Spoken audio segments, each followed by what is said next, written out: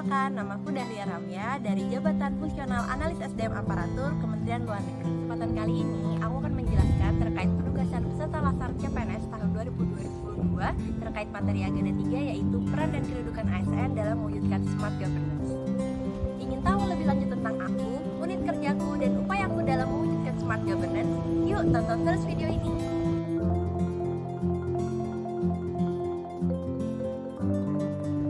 Pertama-tama, yuk kenalan dengan instansiku.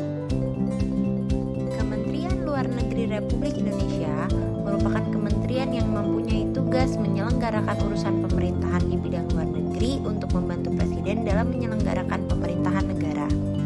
Kementerian Luar Negeri menyelenggarakan beberapa fungsi, antara lain melakukan perumusan, penetapan, dan pelaksanaan kebijakan di bidang penyelenggaraan hubungan luar negeri dan politik luar negeri, perumusan dan pelaksanaan rekomendasi strategi kebijakan di bidang hubungan luar negeri dan politik luar negeri, dan pengkoordinasian penyelenggaraan hubungan luar negeri dan politik luar negeri pada kementerian atau lembaga sesuai dengan ketentuan peraturan perundang-undangan.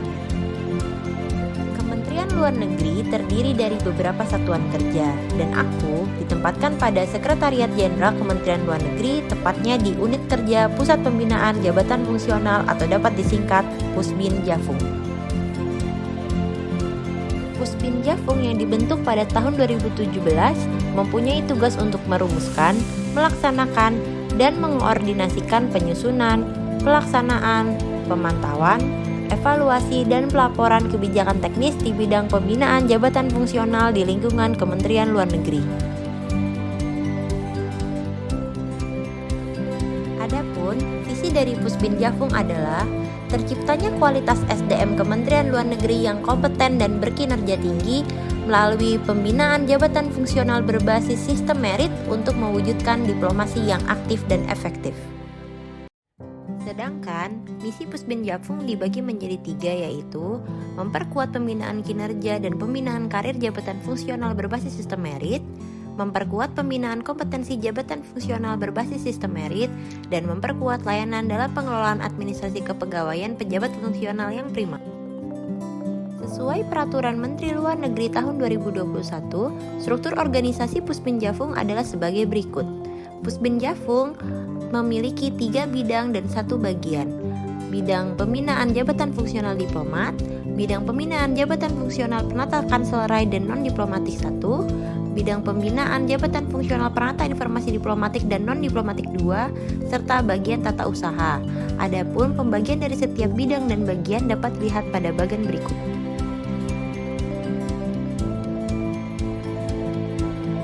Pusbin Jafung memiliki beberapa tugas, diantaranya 1. Penyiapan perumusan kebijakan teknis dan standarisasi jabatan fungsional yang dibina Kementerian Luar Negeri. 2. Pelaksanaan penilaian kompetensi dan sertifikasi jabatan fungsional. 3. Koordinasi dan pelaksanaan analisis kompetensi dan kebutuhan pengembangan kompetensi jabatan fungsional yang dibina Kementerian Luar Negeri. 4. Penilaian dan penetapan angka kredit jabatan fungsional. 5. Penyiapan, perencanaan, dan pertimbangan pengangkatan ke dalam jabatan fungsional, dan pelaksanaan layanan informasi, bimbingan teknis pemantauan, dan evaluasi jabatan fungsional. Selain itu, Pusbin Jafung juga memiliki beberapa sasaran strategis, yaitu 1. Pengelolaan jabatan fungsional yang baik. 2. Layanan Pusbin Jafung yang prima. 3. Pembinaan jabatan fungsional yang berbasis sistem merit. 4. Tata kelola organisasi yang baik di Pusbin Jafung, dan yang terakhir, pengelolaan anggaran yang optimal di Pusbin Jafung. Seperti yang telah disebutkan sebelumnya, aku menjabat sebagai analis sumber daya manusia aparatur yang tentunya memiliki keterkaitan sangat erat dengan agenda 3, yaitu manajemen ASN. Oleh karena itu, analis SDM aparatur merupakan garda terdepan untuk menciptakan ASN yang profesional dan kompeten. Beberapa tugas analis SDM aparatur dalam unit kerja Pusbin Jafung antara lain melaksanakan kegiatan uji kompetensi sebagai proses kenaikan pangkat ASN, memberikan pelayanan bagi pegawai yang berkaitan dengan draft usulan penetapan angka kredit atau DUPAK, termasuk mengkoordinir pengumpulan kepada tim penilai angka kredit, dan membuat perhitungan kebutuhan pegawai menggunakan analisis beban kerja atau ABK.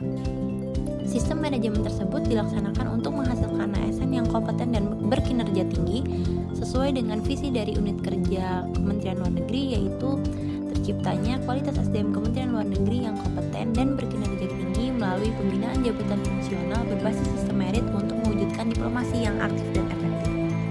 Di era digital ini, pemanfaatan teknologi tentunya bermain peran yang sangat penting untuk mewujudkan sistem manajemen ASN yang lebih efektif dan efisien. Oleh karena itu, pemanfaatan teknologi dapat dilakukan dengan membuat aplikasi yang memuat hasil uji kompetensi agar mudah diakses serta terintegrasi dengan pusat pendidikan dan pelatihan pegawai agar pengembangan kompetensi tepat sasaran dan sesuai dengan kebutuhan masing-masing pegawai. Terima kasih telah menonton